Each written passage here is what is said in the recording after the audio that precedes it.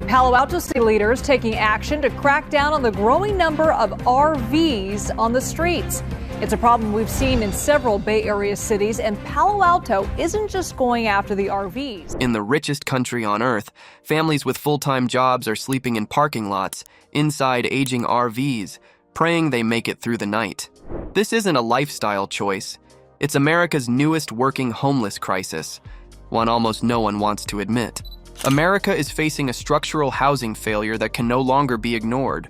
More than 1.1 million Americans currently live in vehicles including RVs, vans, sedans, and old school buses, according to national homelessness counts and independent state-level data. What makes this moment historic is not just the population size, but its composition. A rising percentage are employed full-time, yet still cannot afford traditional housing. In cities where median rents have climbed 35% to 50% since 2020, even families earning $45,000 to $75,000 annually no longer qualify for basic apartments. Vehicle living has effectively become the last tier of the housing ladder before complete street homelessness, especially for parents trying to keep children off sidewalks and out of shelters. RVs, often decades old and barely functional, have become mobile housing of last resort, because they offer insulation, privacy, and enough space for kids to sleep. Municipal reports from Seattle, Los Angeles, Phoenix, and Denver confirm sharp increases in vehicle dwellers across industrial zones and commercial corridors.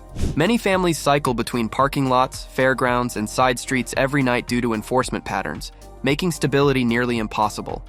This group grows because wages have not kept pace with exploding living costs, leaving millions priced out of traditional housing despite steady work.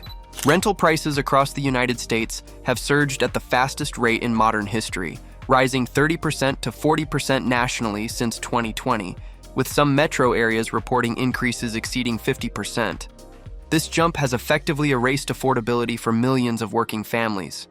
In cities like Denver, Phoenix, Austin, and Miami, median rent for a one-bedroom apartment now ranges between $1,900 and $2,600 monthly, far above what most full-time workers can sustain without falling behind on utilities, medical bills, or car payments. The rule that rent should not exceed 30% of income has become impossible for a majority of households. Today, 58% of renters spend over that threshold.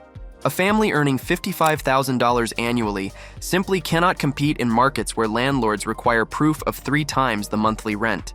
Add rising security deposits, pet fees, and utility costs often totaling $4,500 up front, and traditional housing becomes unobtainable. This explains why RV living has surged.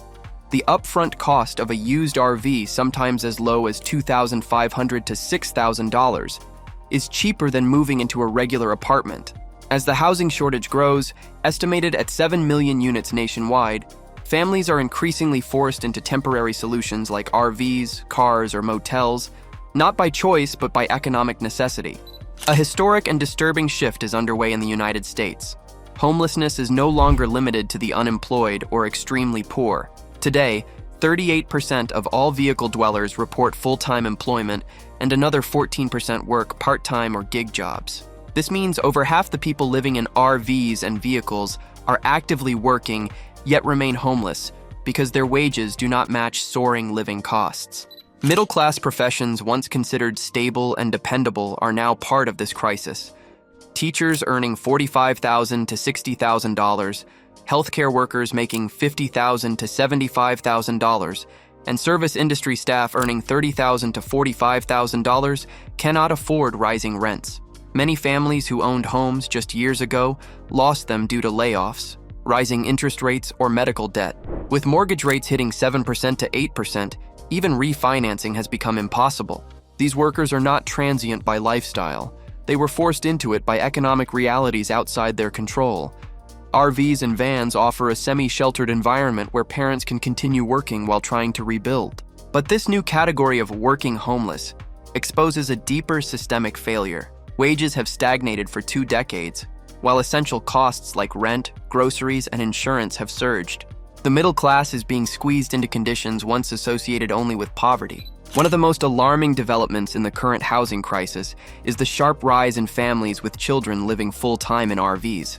Schools across California, Washington, Nevada, Colorado, and Texas report year-over-year increases in students listing RV park, vehicle, or no permanent address on enrollment forms. Estimates suggest more than 70,000 children in the United States now live in vehicles, a number that has doubled in less than 5 years. For many families, an RV is the only way to avoid shelters, which are often overcrowded, unsafe, or located far from jobs and schools. RV living allows parents to maintain some stability, but it comes with harsh challenges: lack of reliable electricity, limited access to clean water, exposure to extreme temperatures, and the constant threat of being towed or ticketed. Children often do homework using car lights or phone flashlights, attend Zoom classes from parking lots, and move several times monthly due to enforcement sweeps. Pediatric health experts warn that frequent displacement increases stress, disrupts social development, and leads to higher rates of anxiety and depression. Yet families choose RVs because they offer privacy and security that shelters cannot provide. The growth of child homelessness within RV communities reveals how severe the housing affordability collapse has become for working parents. The United States RV market has undergone a massive crash, leaving more than 4 million RVs in oversupply. Manufacturers overproduced during the pandemic boom, and now dealers are slashing prices to clear inventory. As a result, used RVs, once expensive luxury items, have become the cheapest form of shelter in America. Older Class C and Class A models, even those needing repairs, are selling for $2,500 to $7,000, far below the cost of first and last month's rent in most major cities. This collapse has unintentionally created a lifeline for working families priced out of traditional housing. For many, buying a beat-up RV becomes a strategic decision. It offers insulation, a bathroom, and more space than a car, making it a more viable temporary home. But the low purchase price hides ongoing challenges. Families must still pay for fuel, propane, insurance, and repairs, often totaling $250 to $500 monthly. Many RVs sold cheaply have water damage, mold, electrical issues, or failing engines, requiring constant maintenance. Even so, the affordability gap between RVs and apartments has widened so dramatically that families view RVs as the last available shelter before absolute homelessness. The RV market collapse is not just an industry story, it is a reflection of America's growing housing desperation. Across the United States, more than 15 states have passed or expanded laws that directly target families living in RVs.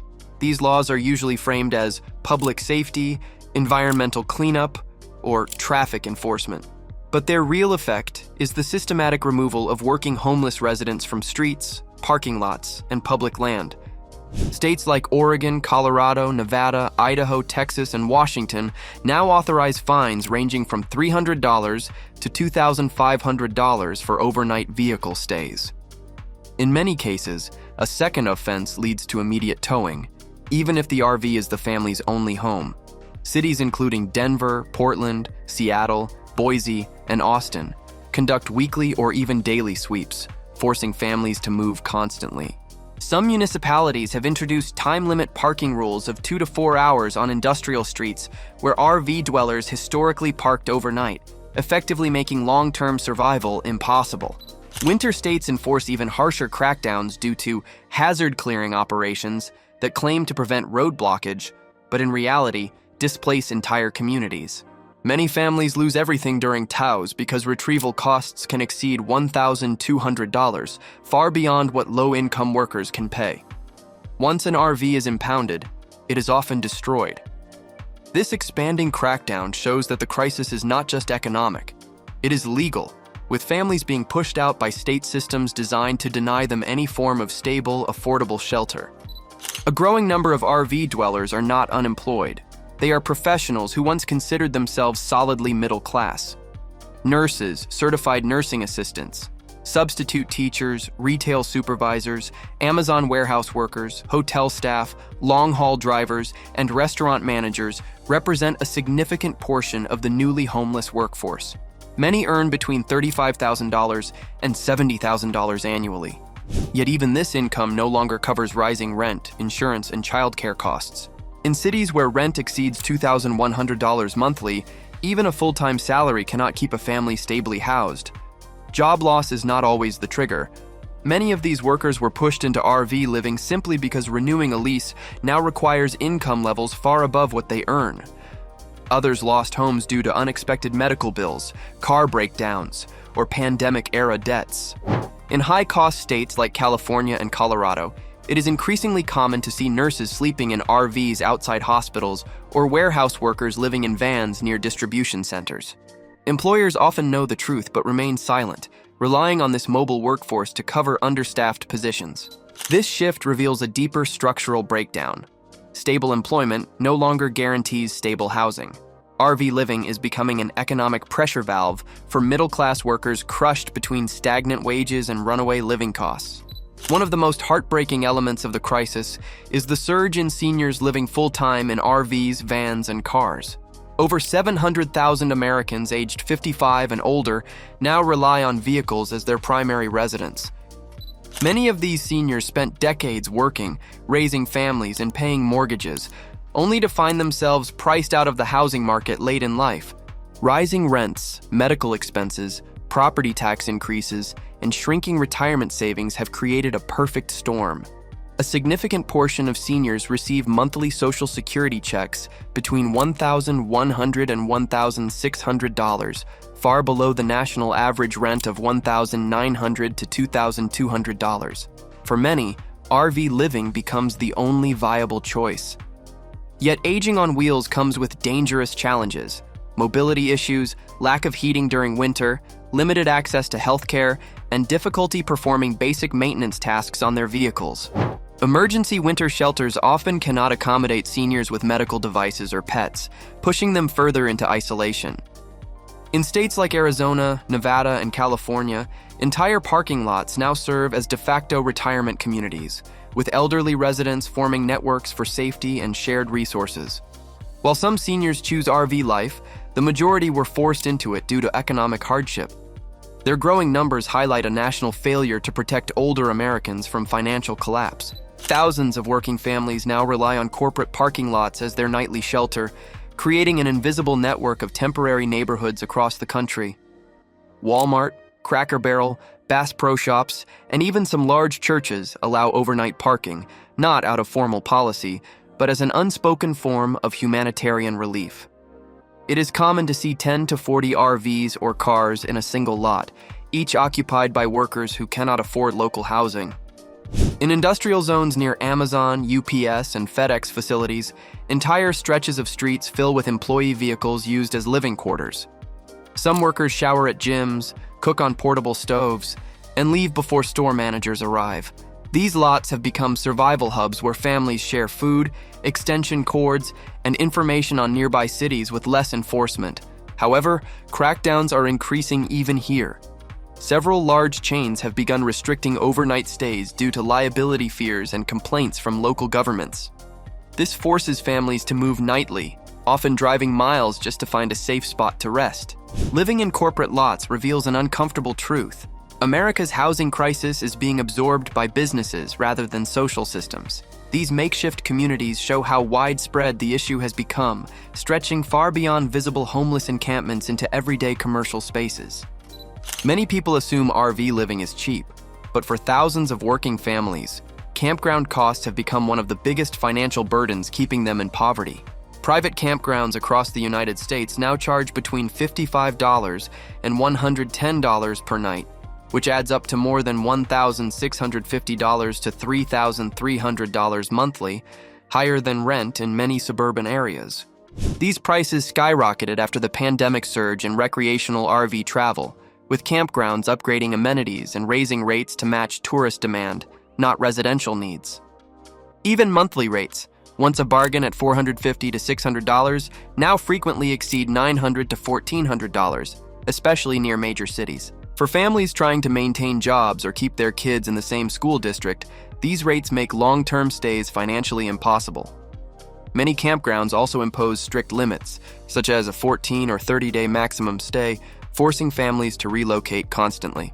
Even state parks, once affordable alternatives, have raised nightly fees to $35 to $55 and often require advance reservations that homeless residents cannot secure. As a result, many families rotate between free public land, truck stops, and parking lots to avoid financial collapse. The rising cost of campgrounds reveals a paradox. The cheapest housing option in America is no longer cheap, leaving families with shrinking options for survival. The current wave of layoffs in the United States is reshaping the housing landscape in ways not seen since 2008.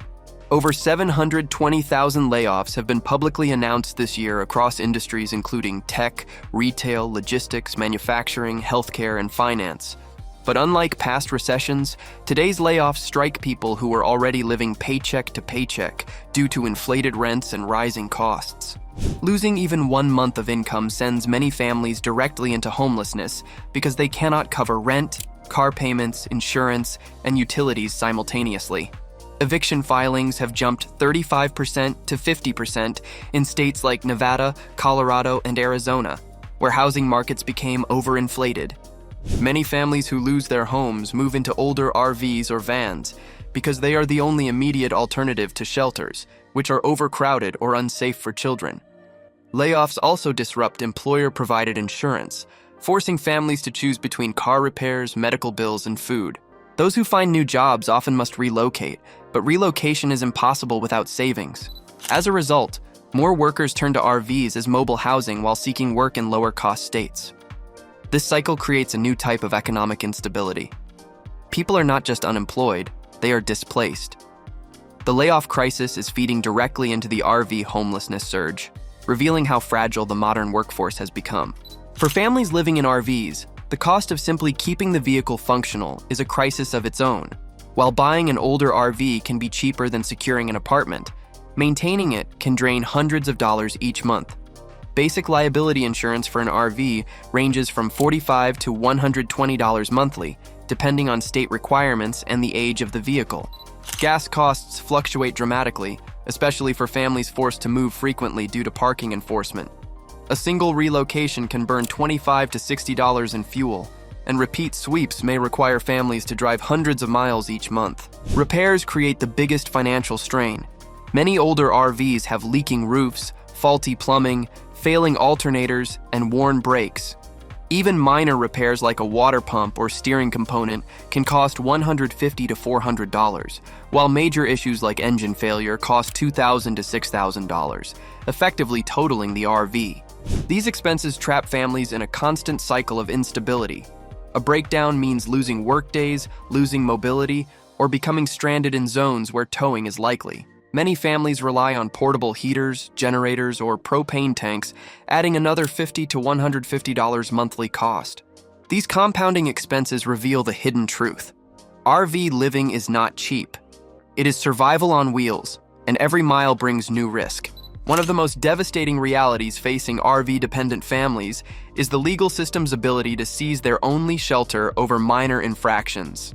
In multiple states, including Oregon, Washington, Colorado, Nevada, and California, expired tags, broken taillights, unpaid parking tickets, or simply overstaying a posted time limit can trigger mandatory towing. Fines typically start around $150 to $300, but towing and impound fees quickly escalate to $800 to $1,600, far beyond what low-income workers can pay. Once an RV enters impound, owners often have just 72 hours to retrieve it before it is sold or destroyed. Many families lose everything inside: clothing, medications, documents, tools, even children's school materials. Enforcement sweeps often occur without warning, leaving families returning from work to find their home gone. Some cities justify these actions by labeling RVs as abandoned vehicles, even when clearly occupied. In extreme cases, states issue public nuisance orders that allow mass towing of entire streets. For families with no savings, losing their RV forces them into tents, shelters, or direct street homelessness. This system effectively criminalizes poverty by punishing people for being unable to afford repairs or registration. The result is a cycle of displacement, where families are pushed deeper into instability every time they interact with parking enforcement or law enforcement agencies. Many RV families have become forced migrants within their own country, traveling long distances in search of states with milder weather, cheaper campgrounds, or less enforcement. Winter poses deadly risks for RV dwellers. Temperatures below freezing can burst water lines, kill batteries, and create life-threatening cold exposure. Every year, dozens of vehicle dwellers die during extreme cold events, though many deaths go uncounted because they are classified as exposure. To avoid this, families often migrate from northern states such as Colorado, Washington, Oregon, and Montana toward warmer regions like Arizona, New Mexico, Texas, and parts of California.